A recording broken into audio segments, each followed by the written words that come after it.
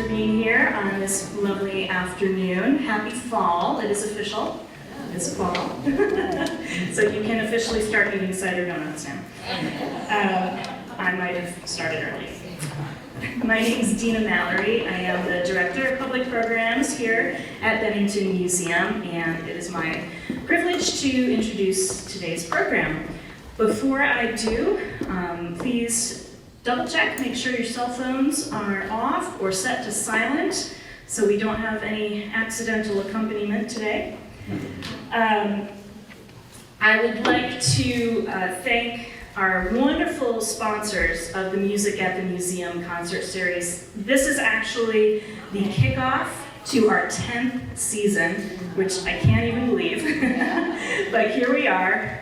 And much to all of our dismay, our amazing sponsors, Allison Novak and Bob Kane, cannot be here today.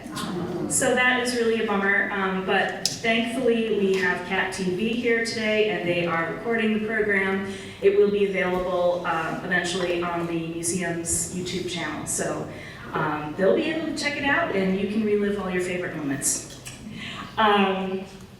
But definitely our deep thanks go out to Allison and Bob, without whom none of this would be possible. Let's see here. On the back of your program, we have the next 3 concerts. It's our full year, our full 10th season right there for you. I would like to point out that the Jed Disler Fearless Monk, Felonious Monk journey will not be a journey back in time. That's a typo. That will be happening in May of 2025, not 24. Sorry about that. Only 15 of us looked at this, so. But we're really excited to be bringing the Finger Lakes Guitar Quartet to you in November. That will be great. We haven't had anything like that before that, so that will be exciting. And in April, the VSO Jukebox Quartet will be bringing heavy metal strings. This is going to be like classical rock and roll. I really had hoped to have them here this year when we have the Vermont Rocks exhibit. I thought that would be a good fit.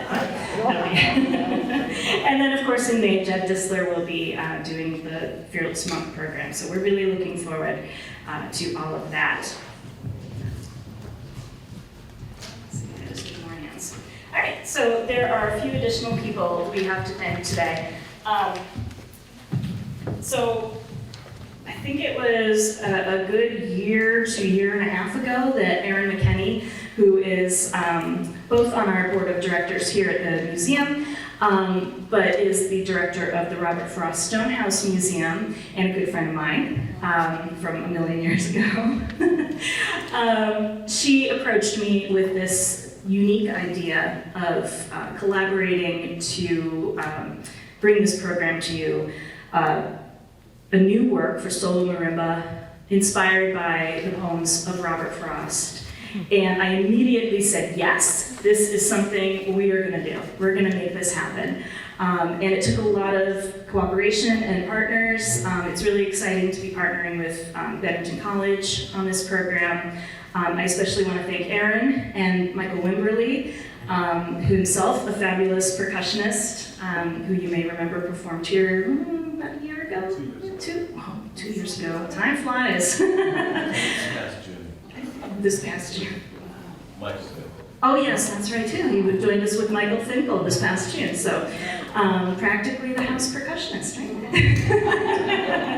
And they've really been fantastic partners to work with through all of this. We'd also like to thank the Robert Frost Society, the Fund for North Bennington, Sarah Tenney, who is here with us today. Sarah? And she is, of course, a Bennington College alum. Bennington College Music Department and the Woolley Fund, the American Heritage Trees, and the Robert Frost Stonehouse Museum, of course, for supporting the concert. Now, this is pretty cool because we are going to have the world premiere of this new piece for solo marimba, but not just that. The composer of this piece, Tina Davidson, is also a graduate of Bennington College, and she's here, of course. Tina, would you just wave? Hi.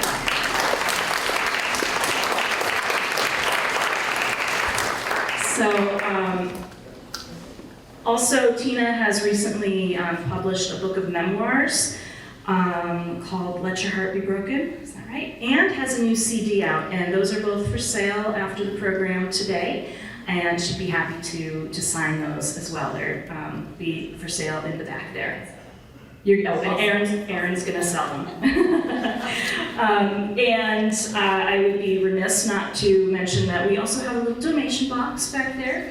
If you would like to help support our programming at Bennington Museum, we would be ever so grateful. So I'm going to stop talking and introduce our wonderful performer, Josh Graham.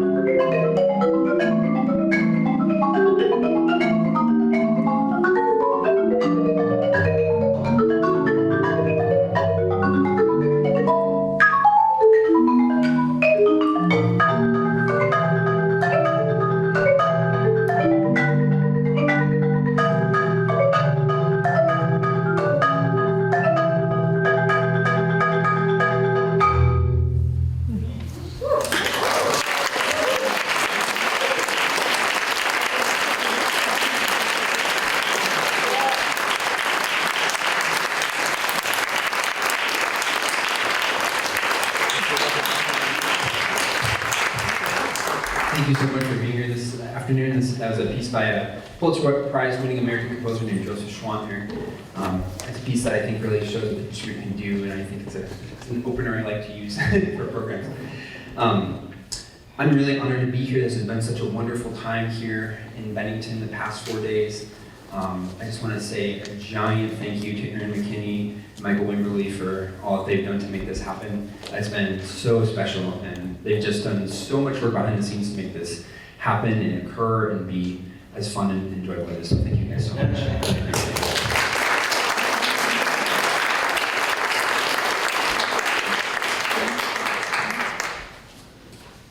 So the program that I'm playing today kind of walks us through the history of the marimba by accident, or not so much by accident. The first piece, I think, is something that has stood the test of time. It's about the same age as me, and I guess that's a relative term, isn't it? A quick side story that I just started this fall as an assistant professor at the University of Illinois Urbana-Champaign as a percussion program coordinator. And I've been wearing some Illinois gear as I've been in town, and about 4 or 5 people have asked me, "Oh, are you in school there?" No.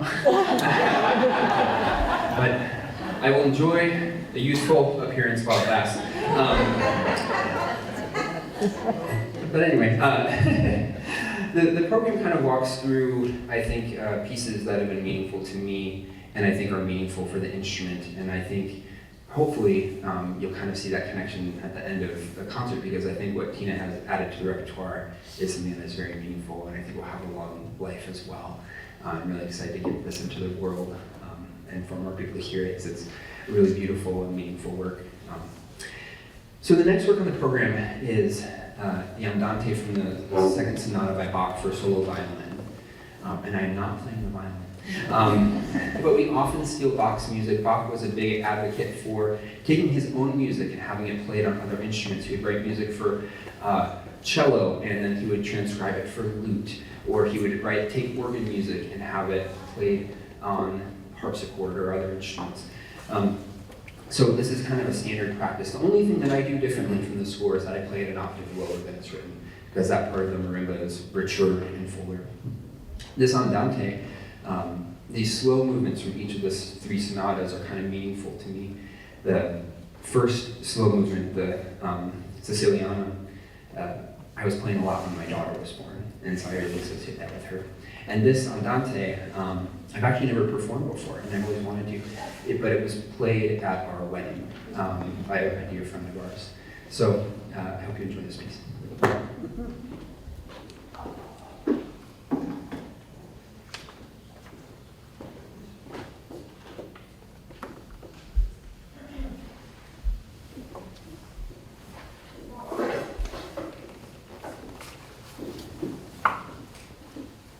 Thank you.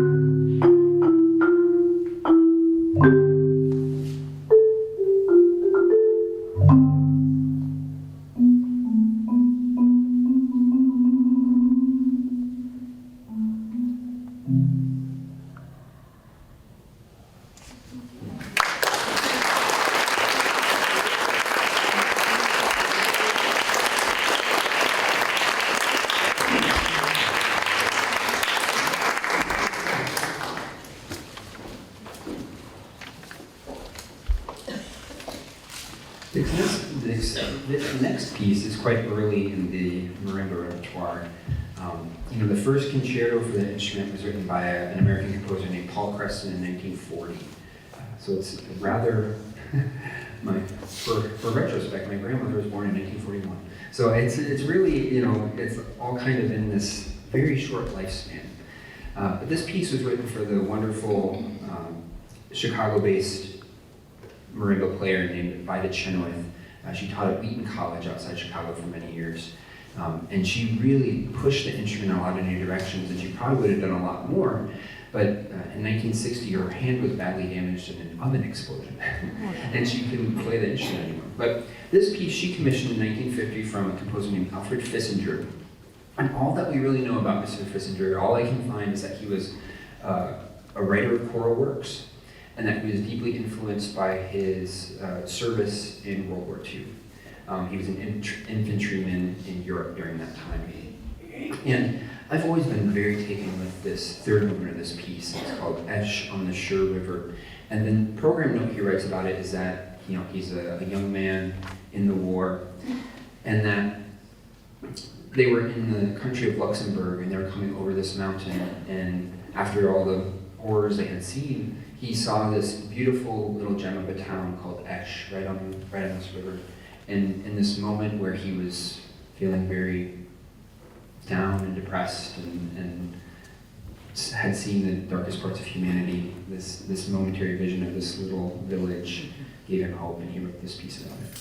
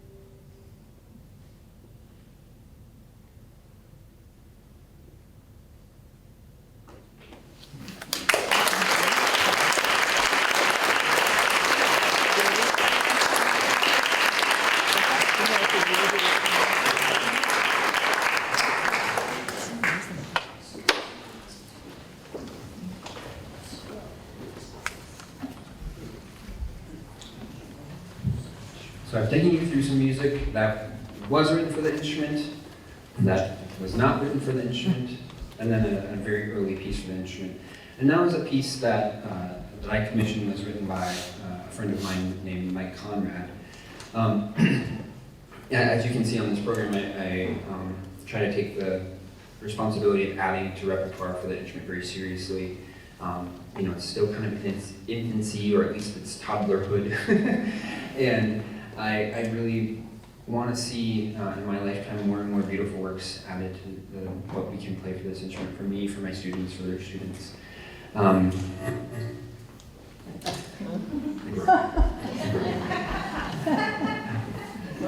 But part of this has been a project that this whole Frost endeavor has become part of, which is a music and literature series, where I'm commissioning works based on works of literature or poetry that have been meaningful to me.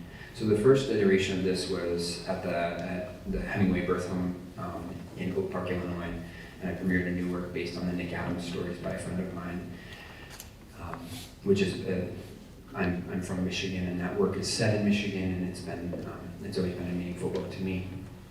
The second work is based on the poetry of James Hurst. He was called the Robert Frost of the Midwest. And Robert Frost and James Hurst were actually pen pals that write to each other, and they corresponded quite a bit. James Hurst grew up in Cedar Falls, Iowa, which is where I used to teach at the University of Northern Iowa.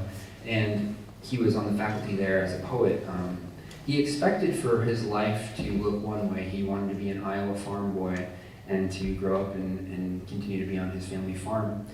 But an accident when he was 18 years old paralyzed him and cut that dream short, and instead he became a renowned poet. But a lot of his poetry is tinged with this sense of sadness about what his life couldn't be because of his accident. So one day as this project was kind of coming to me, I was mowing my lawn, and Mike is a jazz professor at University of Northern Iowa. He was a colleague of mine, and I still taught there. And he lived kitty corner from me, just across the street. And I'm mowing my lawn, and I was looking at Mike's house, and I was like, man, it'd be really fun to collaborate with Mike on something. And I thought this would be such a great in for us to do this. So we kind of went back and forth on which poems we decided to base this work off of. And I think what Mike has added to the repertoire is a really beautiful piece. So I'll be reading each of the poems that the work is based on before playing them.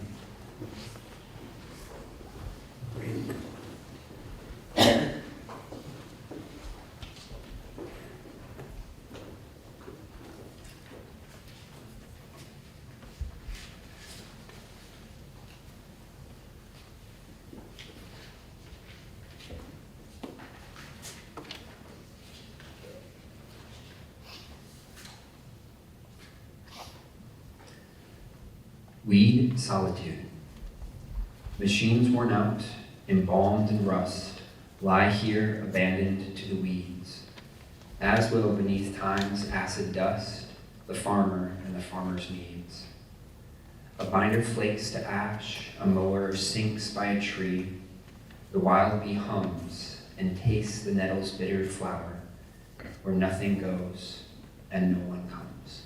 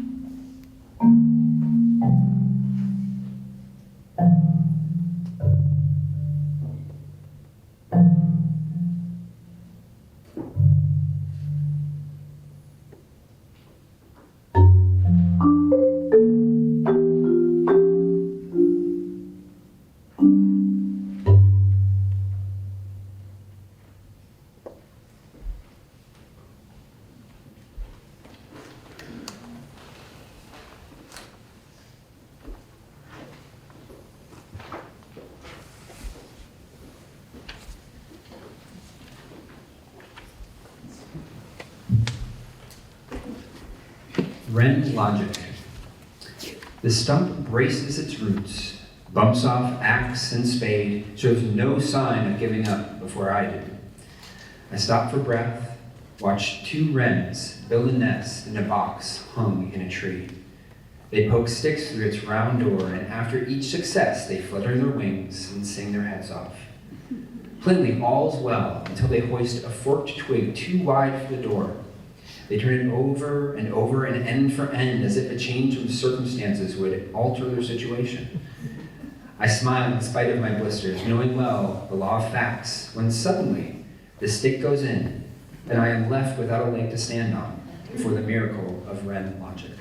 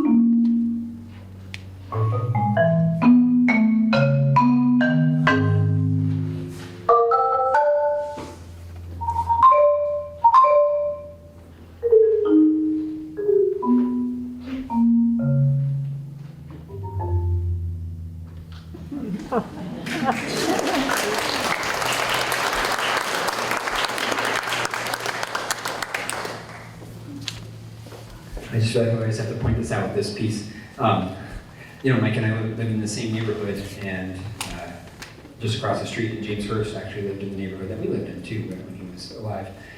And when Mike was writing this piece, he kept getting distracted by a bird call. And he took that bird call and hit it, and I'll play it for you in a second.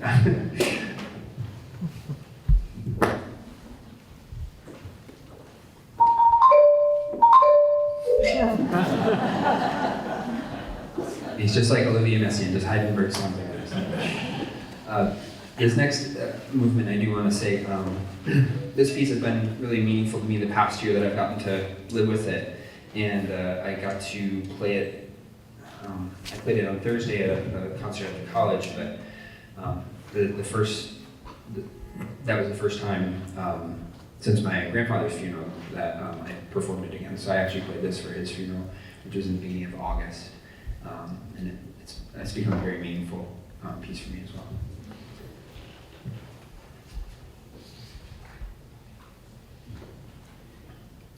Barns in November. Along an empty road, I watched the barns crouched on the hillsides while the morning light poured in among the trees like mist and fitted panes to the windows now locked winter tight. And overhead, a birdless waste went streaming. Missed the sharp trees and mirrored it with its own. Our rolling hills, but not in that gray country, rise roofs like these, low bent and rooted in stone. The bare and tattered fields have long been empty. Empty the pasture too of all save weather. Sowing his measure of snow, where side by side fences and stone and furrows sleep together.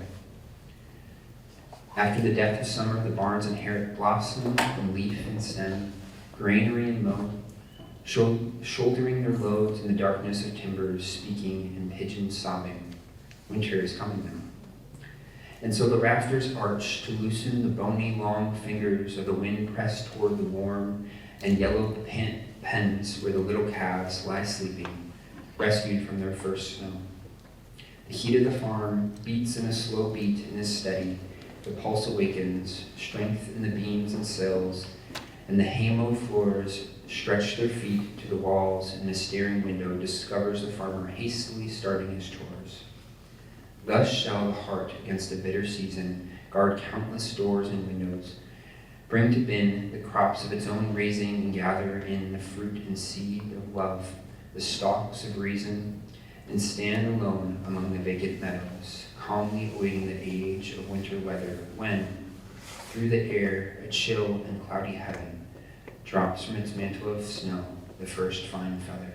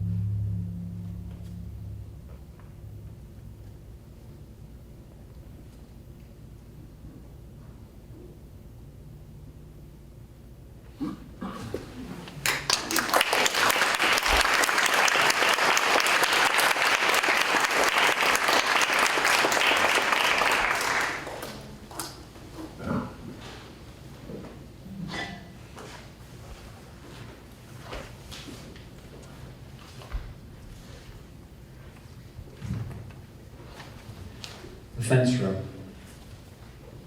A ripple of ground still shows the line where a fence once divided this field in two. The habit of being divided fades slowly and may not be smoothed out in the growing season.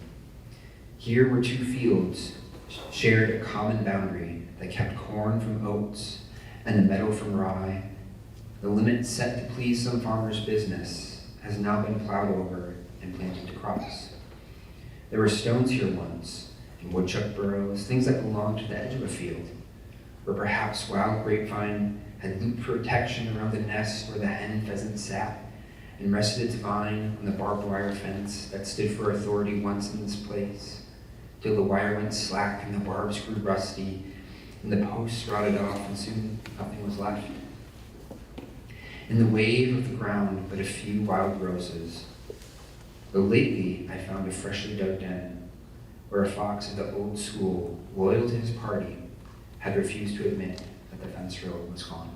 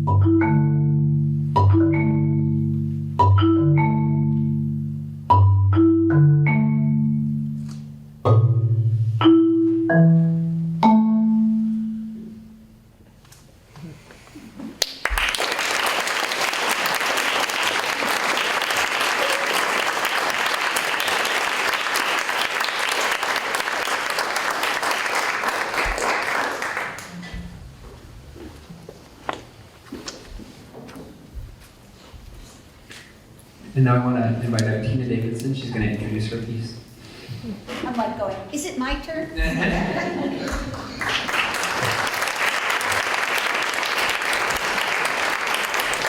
Oh, my goodness, what a pleasure to be here, and what an amazing audience. Thank you so much.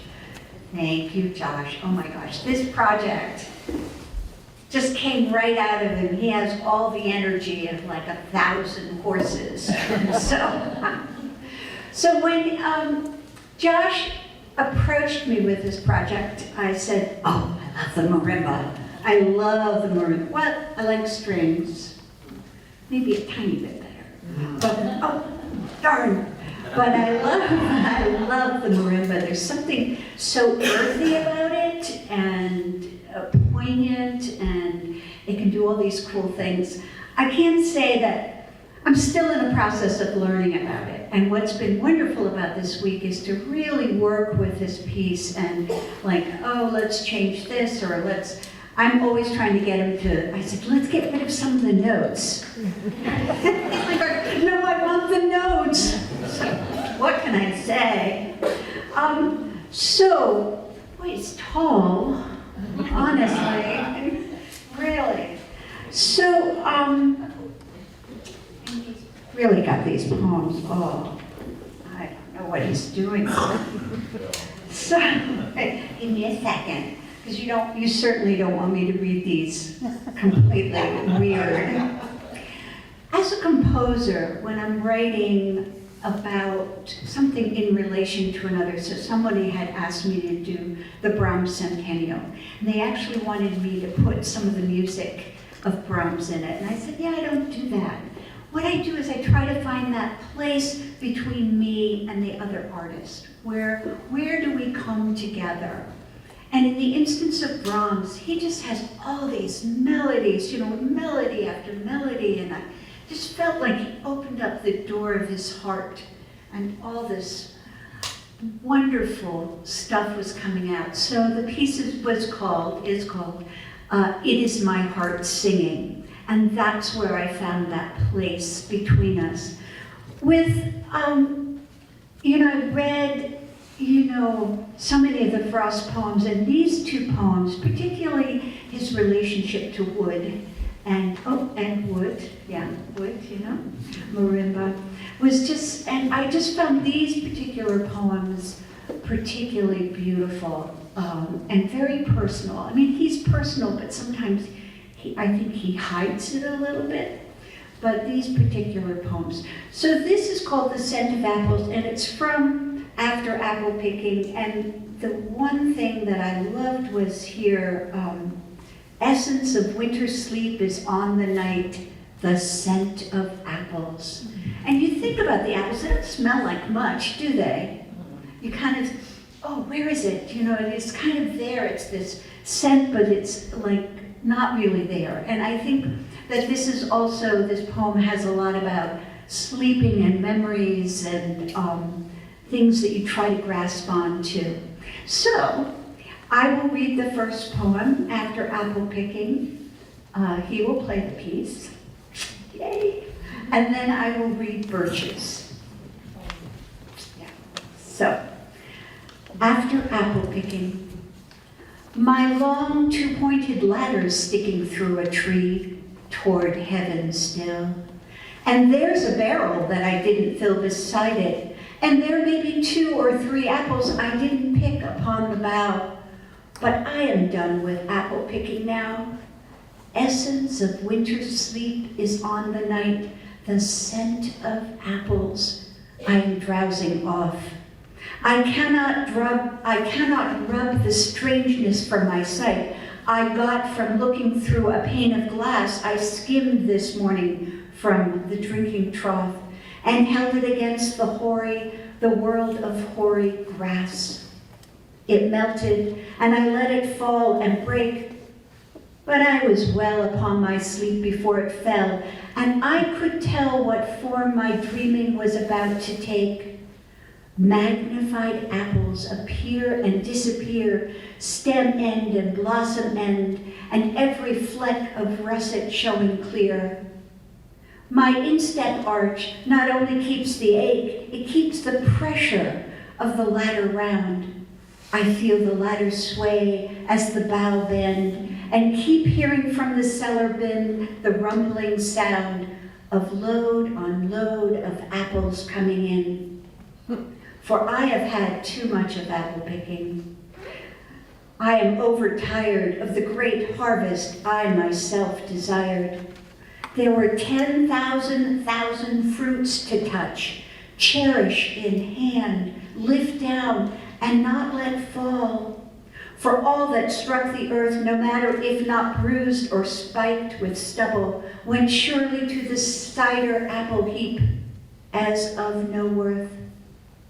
One can see what will trouble this sleep of mine, whatever sleep it is. Were he not gone, the woodchuck could say whether it's like his long sleep as I described its coming on, or just some human sleep.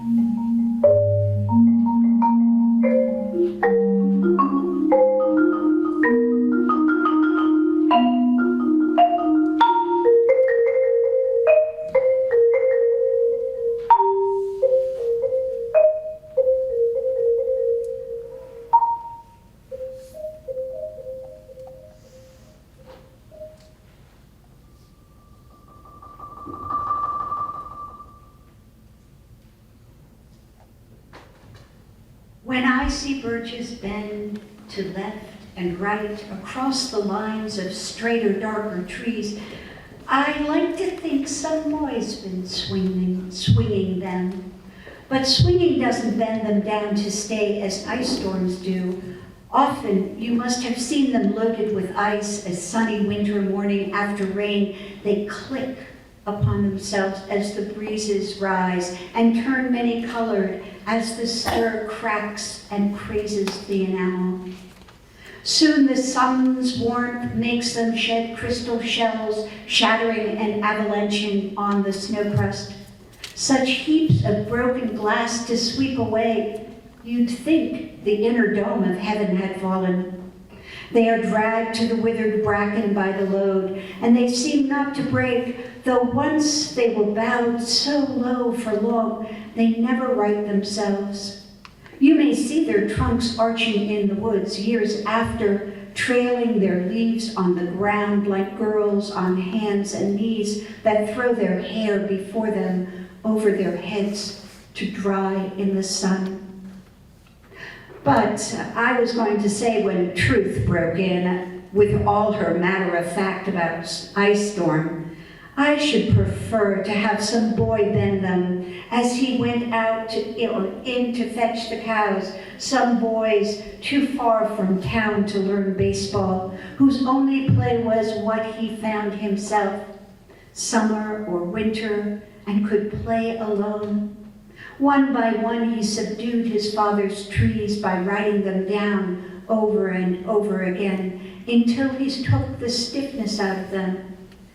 And not one but hung limp, not one was left for him to conquer. He learned all there was to learn about not launching out too soon, and so not carrying the tree away clear to the ground. He always kept his poise to top the top branches, climbing carefully with the same pains you use to fill a cup up to the brim, and even above the brim. Then he flung outwards his feet first with a swish, kicking his way down through the air to the ground. So was I once myself a swinger of birches, and so I dream of going back to be. It's when I'm weary of considerations and life is too much like a pathless wood where your face burns and tickles with the cobwebs broken across it, and one eye is weeping from a twig's having lashed across it open. I'd like to get away from the earth a while and then come back to it and begin over. May no fate willfully misunderstand me and half grant what I wish and snatch me away, not to return. Earth's the right place for love.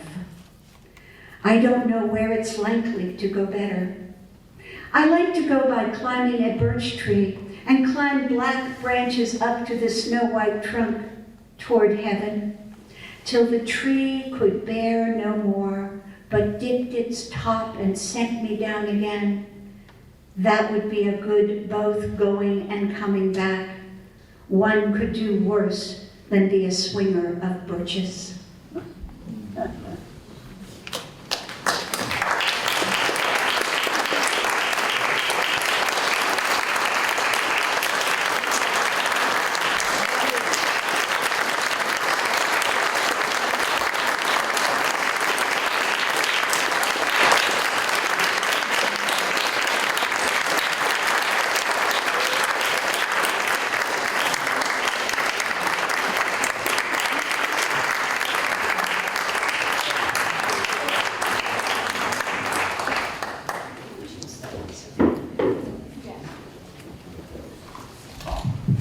Thank you so much for coming, and if you have any thoughts or suggestions. It's a purposeful kind of question and answer time right now. Right. To talk about the process, if you're interested in hearing about the collaboration between composer and performer, kind of about the project itself, so we'd love to answer any questions or...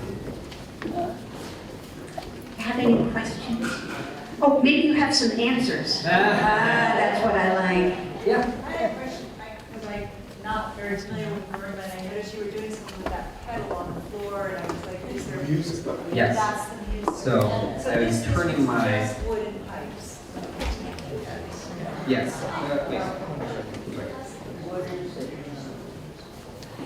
Yeah, people always wonder about that. What is going So on? it lets me turn the pages. Yeah. And then I don't have to bring a bunch of sheet music and turn pages or make her turn pages or, you know. It simplifies things. You have the text of the poems with the music or just music? It's just the music.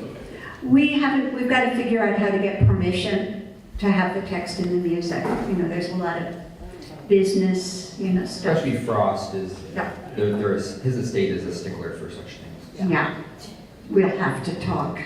I asked you, Josh, what brought you to the Marimba? Well, I started playing drum set. Can everyone hear me okay? Yeah. Okay. I started playing drum set when I was 8 because my dad bought a drum set and he said, "You're gonna play this." And so they had me taking lessons. And I played saxophone in school band until I was a junior in high school. And then I wanted to start playing classical percussion when I was a junior. And I was just really drawn to this instrument. I started listening to a lot of it, getting a lot of recordings, and just I loved the color of it, the timbre, the warmth, the depth, like everything about it just really drew me in. And I kind of joked that my teenage rebellion was not like, I'm gonna be in a rock band, it was, I'm gonna play the marimba.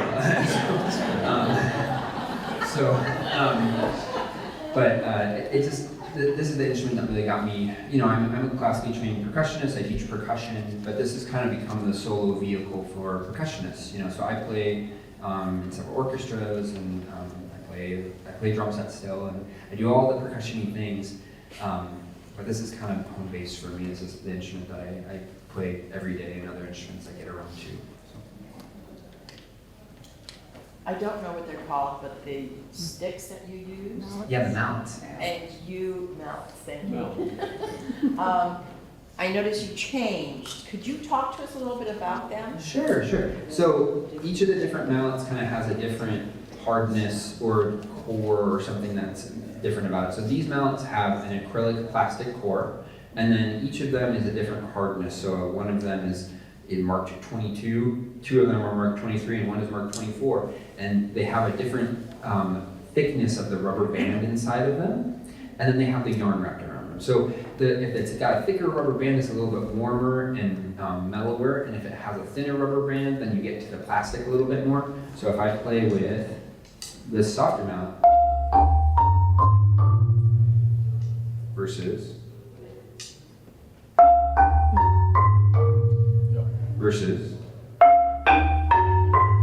you can hear that there's more attack and brittleness to the sound, which depending on which register of the instrument you're in, you want more of or less of. For the bird movement of Mike's piece, the Red Logic, I use kind of harder mallets because it's kind of ticky and it's supposed to sound like, bird-like. For the third movement of his piece, I switched to much softer mallets because it's this chorale, and the instrument should really sound like an organ almost. So the mallet choice really allows us to really change the color and nuance of what we're doing in quite a degree. Do composers suggest mallets? They do, and oftentimes unless they're a marimba player, they have kind of a general sense. Yeah. And I think that's one thing we were working on in here, and it was different when we did kind of a preview concert of this at the Frost House. Every space is a little bit different in the level of articulation you're going to need or want. And then, what kind of nuance you're looking for. So much of Tina's piece, she's a pianist, and I think there's this warmth to what she's writing for. It doesn't necessarily always sound percussive. So a lot of the piece I need to be able to kind of slur like a pianist does. So I needed mallets that let me kind of blur my attack a little bit more. So I kind of had to pick medium to medium soft mallets, but that could still get projection. And is carpal tunnel a marimba player career problem? Yeah, and this is something with Tina's piece. Because she's a pianist, a lot of it has this very active right hand movement. Right. And my family moved from Iowa to Champaign this summer, and it was a busy time. And Tina got me the piece in early July, and we're in the middle of moving. And when I really started learning the piece was after we moved. So it was I started it, but we were putting things in boxes and all these things. And so when I went gung ho on it was after we had moved to Illinois.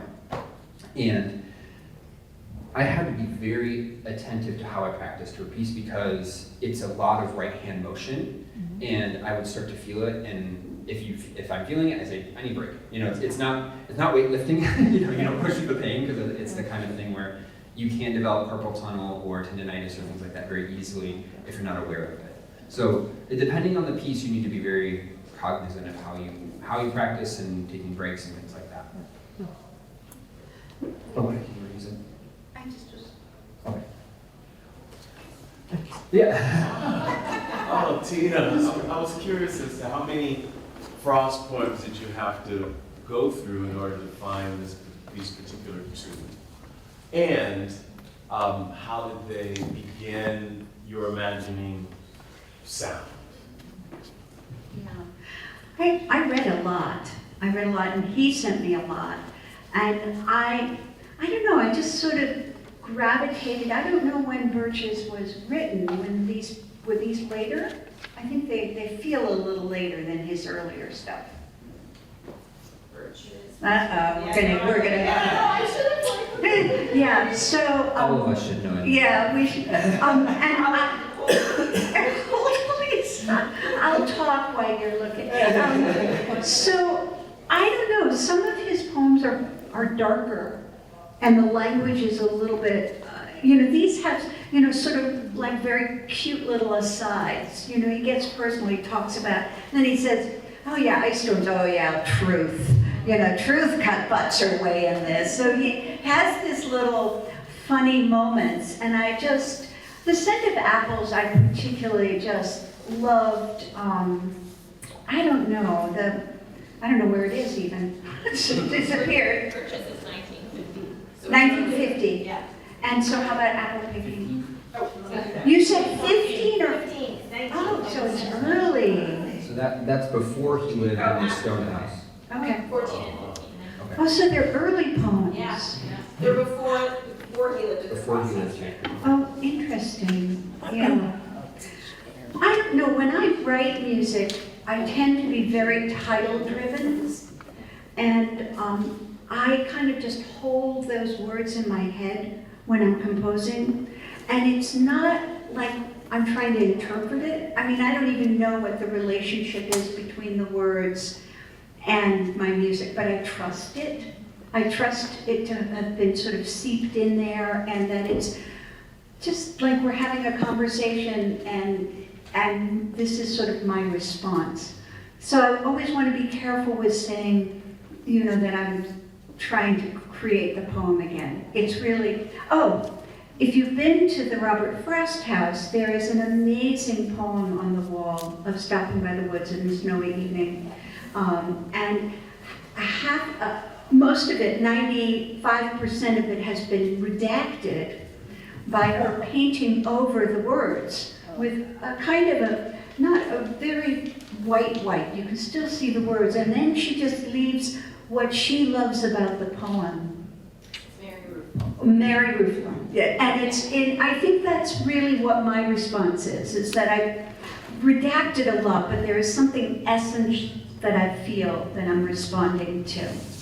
There was another part of the question, but did I Well, answer? that's kind of it. Like, how did you begin to imagine the sound? Mm-hmm. That is a response. That's how you imagine. Yeah.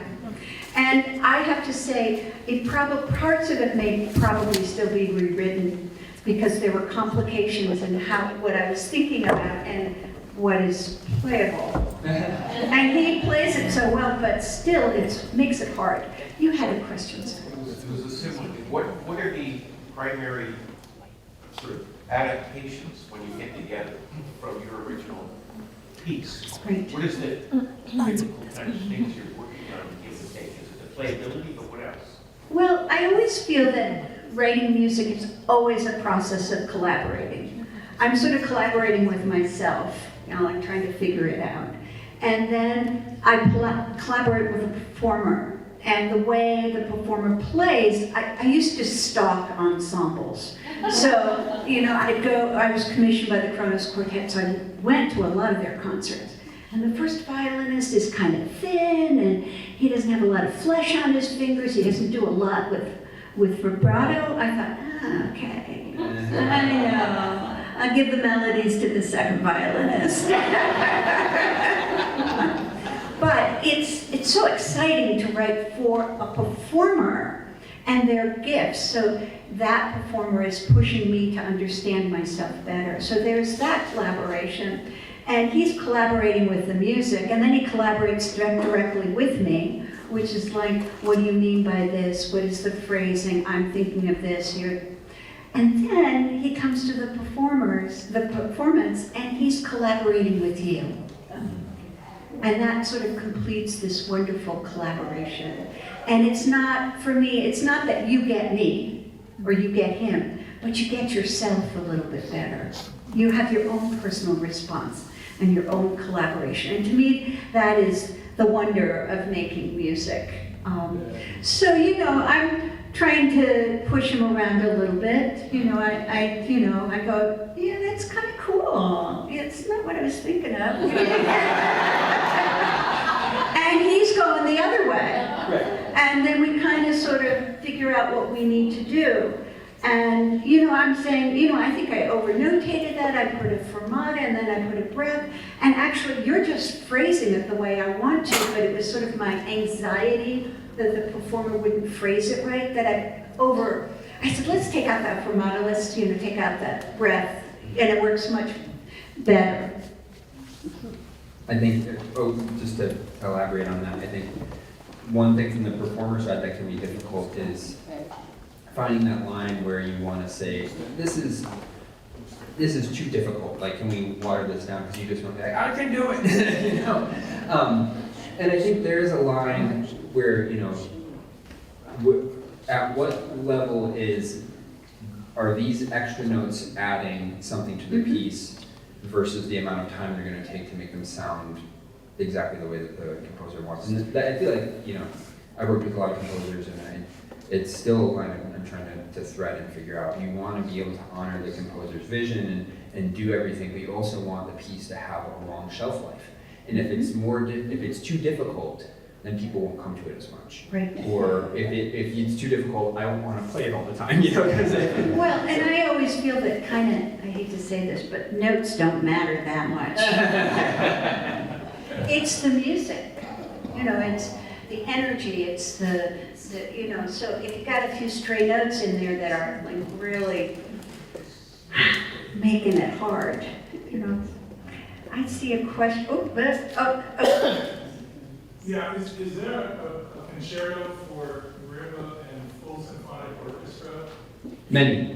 Yeah. Yeah, my favorite would be, you can write this down, there's a wonderful recording that came out last year at the Baltimore Symphony, and Marin Alsop conducting Jisoo Jung playing marimba by Kevin Putz. He's a Pulitzer Prize-winning American composer, teaches at the Peabody Conservatory. Beautiful recording. I love that piece. There's a number of percussion concerti as well. Jennifer Higdon has a really wonderful percussion concerto. Joseph Schwander, who I played his piece, has a really wonderful concerto.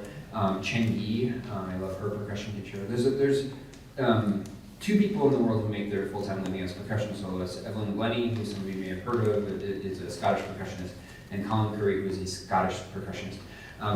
So only Scots can do this, I guess. But there are a lot of concerti for the instrument. And have you played with the symphonic orchestra doing? Yeah, I've played with wind band. I've played with smaller ensemble. I've actually never, well, that's kind of in the works right now, but my trio has a project that's coming up. But I haven't done a concerto with orchestra, actually. Yeah. Gina, how often do you edit or revise works after maybe hearing them? I'm not a good reviser. I tend to sort of feel like, there are a lot of little things I'm going to do here with this piece, but in terms of actually moving stuff around or adding to it, sometimes, like 5 or 10 years later, I'll look at a piece and I go, I think that could be better, or maybe this is too long. But I sort of feel like there's always the next piece. There's always the next thing that I'm writing, and I tend not to prevaricate too much on the thing that's in front of me. Anybody else? So, collaborating working with different percussionists or performers with poems you've written, or you're writing, would bring out completely different music? No, not completely. Different, Different, but not completely different. You're not going to be looking. Yes, Yes. yes, right, yeah. So, yeah, I would say. Okay, I think we have time for a couple more questions and. Yes, sir.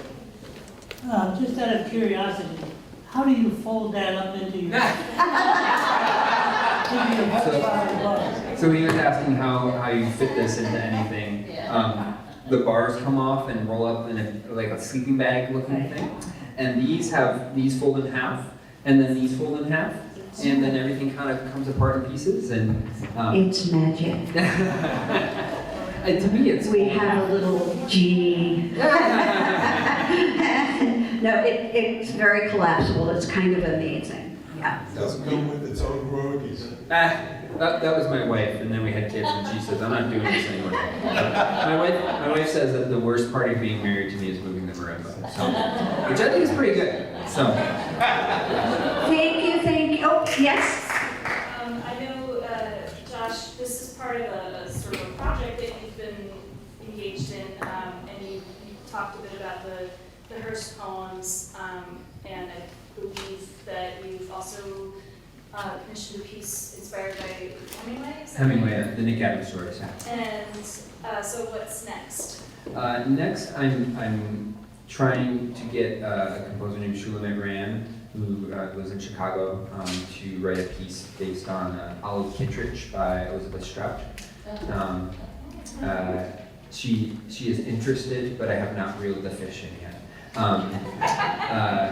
And we're close. And then I'm also working with a composer who I teach with at Illinois to write a piece based on A Good Man is Hard to Find by Flannery O'Connor. Well, thank you so much for being here. I really appreciate it.